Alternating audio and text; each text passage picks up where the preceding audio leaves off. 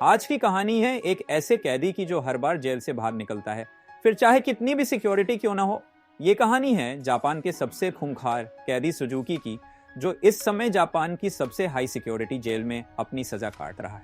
Checking duty पर घूम रहे गार्ड्स के जाने के बाद सुजुकी अचानक मुस्कुराया और अपना एक दांत बाहर निकाल लिया। कुछ देर बाद गार्ड्स फिर से चेकिंग करने आए, लेकिन इस बार सुजुकी फरार हो चुका था। उन्हें वहां किसी के मौजूद होने का शक हुआ, लेकिन सुजुकी भी कोई कच्चा खिलाड़ी नहीं था। वो बिना आवाज की रोशनी से बचता हुआ इधर शुरू हो गई और हमें पीछे की कहानी दिखाई जाती है। 12 साल पहले कुछ कैदियों को एक जेल में लाया गया था। उनमें से एक सुजुकी भी था, जो वहां 10 साल की सजा काटने आया था। क्योंकि वो कभी कुछ बोलता नहीं था, तो सबने मान लिया कि वो शायद गूंगा है। इसकी छाती पर मार्ट फीजी का। सुजुकी उस समय भी जेल से भागने के लिए मशहूर था और अब तक 3 बार ऐसा कर चुका था। इसके बाद सुजुकी को एक छोटे से कमरे में लाया गया, जहां सिर्फ एक रोशनदान था। उसने रोशनदान को ध्यान से देखा, उसके दिमाग में जरूर कुछ चल रहा था। बाहर गार्ड ने जेल के वार्डन मिस्टर कानीमुरा से कहा कि सुजुकी इस बार तो हरगिज नहीं भाग पाएगा, लेकिन जैसे ही उसने शीशे से देखा, सुजुकी तो पहले ही गायब हो चुका था। वार्डन ने पूरे शहर को घेरने के ऑर्डर्स दिए ताकि सुजुकी किसी भी हालत में बचना ना पाए, लेकिन गार्ड्स ने तो उसे 20 ही मिनट में पकड़ लिया। पता नहीं क्यों, पर सुजुकी ट्रेन की पटरी पर सीधा भागता जा रहा था।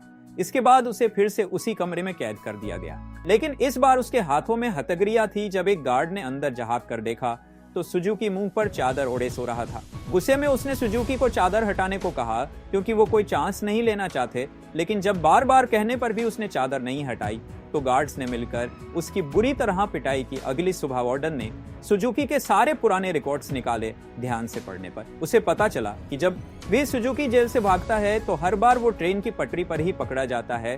रात को वार्डन गार्ड्स के साथ चेकिंग पर निकला। वो सुजुकी के सेल में पहुंचकर हैरान रह गए, क्योंकि उसने किसी तरह अपनी हथकड़ियां खोल दी थी। गुस्से में गार्ड्स ने उसे मारते हुए पूछा, कैसे खोड़ी हथकड़ियां? हाँ, कैसे खोड़ी हथकड़ियां? लेकिन हमेशा की तरह सुजुकी चुप रहा। एक बार फिर से उसकी जमकर धुलाई हुई। एक दिन सुजुकी एक छोटी सी तार से खेल रहा, जिसे किसी तरह छुपाकर वो जेल के अंदर ले आया था। सवाल ये उठता है कि वो इस तार को अंदर लाया कैसे? मुंह में छुपा के इसी तार की मदद से वो अपनी हथकड़ियां खोलता था। कुछ दिन बाद वार्डन 1 हफ्ते की छुट्टी पर अपने घर चला गया। अब सुजुकी के पास भागने का बहुत अच्छा मौका था। उसने अपनी तार निकाली और ताला खोलने की कोशिश की। जल्द ही वहां एक गार्ड चेकिंग के लिए आ गया। उसने झांक कर देखा कि सुजुकी फिर से अपना मुंह ढककर सो रहा था, लेकिन इस बार गार्ड बिना कुछ कहे चला गया। लेकिन असलियत तो ये थी कि सुजुकी अंदर था ही नहीं, वो तो छिपकली बनकर छत से चिपका बैठा था। वो जेल से भागने के लिए सही मौके के इंतजार में था। गार्ड के जाने के बाद वो धीरे धीरे ऊपर तक पहुंच गया। उसने छत की एक खोखली जगह पर मुक्का मारा और वहां से भाग निकला। जब गार्ड को पता चला तो उन्होंने तुरंत सायरन बजा दिया।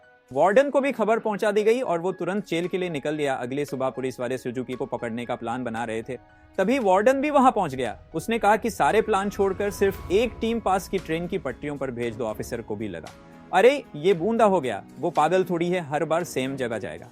लेकिन जब वार्डन ने उन्हें विश्वास दिलाया कि उसे एक 100% भरोसा है कि सुजुकी वही मिलेगा, तो उन्होंने उसकी बात पर भरोसा करके टीम भेज दी और उसकी बात सच भी निकली। सुजुकी को एक बार फिर से ट्रेन की पटरियों पर पकड़ लिया गया। जेल से निकलने में तो ये चाचा चौधरी बन जाता है। कंप्यूटर से तेज दिमाग बाद में क्या हो जाता है इसे, क्योंकि वार्डन की सूझबूझ की वजह से सुजुकी पकड़ा गया तो उसके काम से खुश होकर उसे प्रमोट कर दिया गया।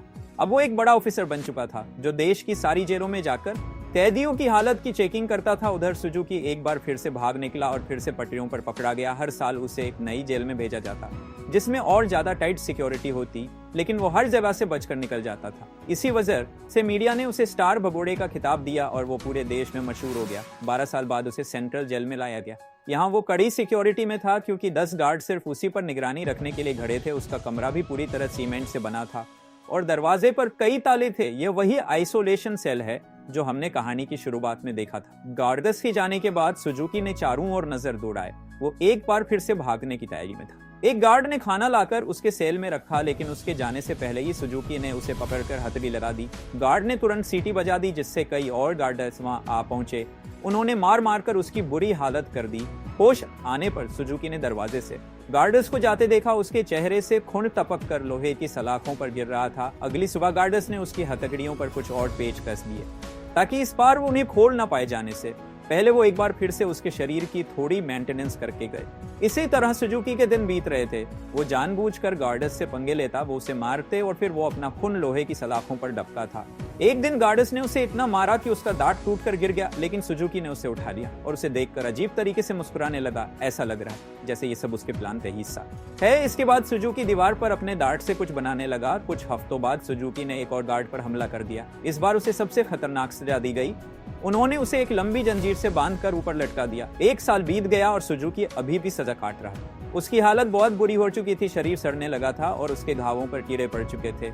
आखिरकार उस शाम गार्ड्स ने आकर उसकी जंजीरें खोल दी। 1 साल बाद उसे चैन की सांस आई थी। उधर पुराना वार्डन मिस्टर कानेमुरा वहां की जांच करने पहुंचा। उसने आइसोलेशन सेल में जाकर देखा कि सुजुकी की हालत बहुत खराब थी, लेकिन वो उसे नजरअंदाज करके वहां से चला गया। इसके बाद वही रात आई जहां से कहानी की शुरुआत हुई थी। जब बाहर बिजली कड़कने लगी तो सुजुकी ने अपने प्लान को अंजाम दिया। उसने अपना दांत निकाला और हथकड़ियों के पेंच खोलने लगा। असल में सुजुकी दीवार पर दांत से कुछ बनाता नहीं था, बल्कि वो तो उसे घिस कर तीखा कर रहा था ताकि उसके इस्तेमाल से पेंच खोल सके। हथकड़ियों से आजाद होकर उसने दरवाजे पर जाकर लोहे की सलाखों को धक्का देना शुरू किया। लगातार खून टपकने की वजह से सलाखों पर जंग लग चुका था। कुछ ही पलों में सलाखें टूट गई और सुजुकी जेल से फरार हो गया।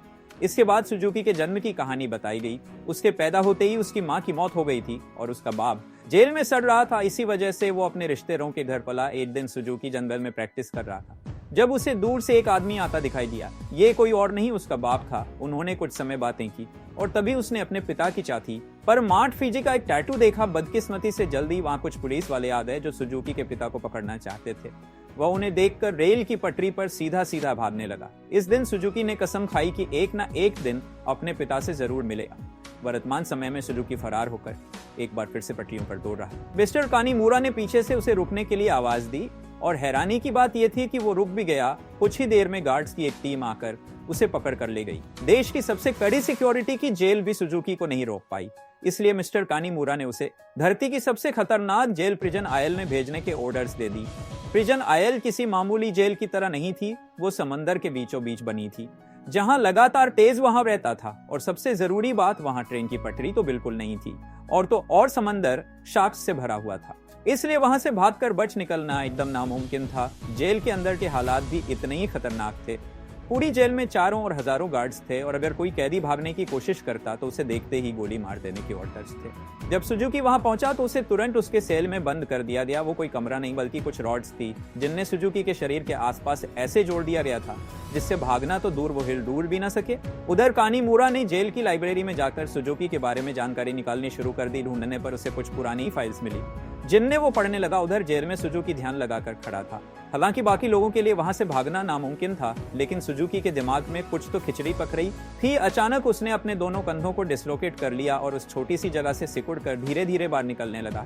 एक कैदी ने उसे ऐसा करते देख लिया, लेकिन वो इतना नशे में भंट था कि कुछ बोल नहीं पाया। उधर कानीमुरा अभी भी अपनी रिसर्च कर रहा था कि जेल के सायरन बजने लगे। हालांकि परेशान होने की बजाय जेल का वार्डन खुश हो गया क्योंकि वहां से बचकर निकलने का कोई रास्ता था ही नहीं। ऊपर से आज सारे गार्ड्स को एक कैदी को गोली मारने का मौका मिलेगा। मिस्र कानीमुरा ने उसे समझाने की कोशिश की कि सुजुकी कोई आम कैदी नहीं है, लेकिन वार्डन ने उसकी बात को नजरअंदाज कर दिया।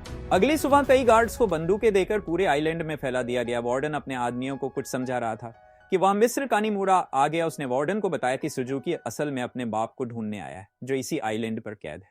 यह सुनकर सब हक्के बक्के रह गए और तभी सुजुकी की असलियत का खुलासा हुआ। असल में अब तक जो भी हुआ वो सब सुजुकी के प्लान का एक हिस्सा था। वो बार बार जेल से भागकर जानबूझकर पकड़ा जाता था ताकि आखिरकार प्रिजन आयल तक पहुंच सके।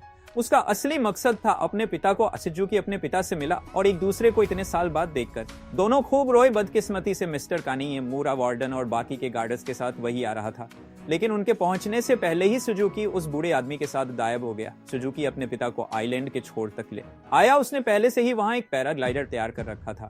दोनों पैराग्लाइडर पर चढ़े और दूर उड़ गए।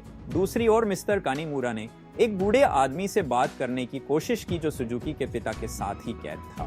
तभी उसने मार्ट फीजी का एक टैटू उस आदमी की छाती पर देखा, जिसका सीधा मतलब यह था कि इतने सालों की कड़ी मेहनत के बाद भी सुजुकी गलत आदमी को लेकर भाग गया।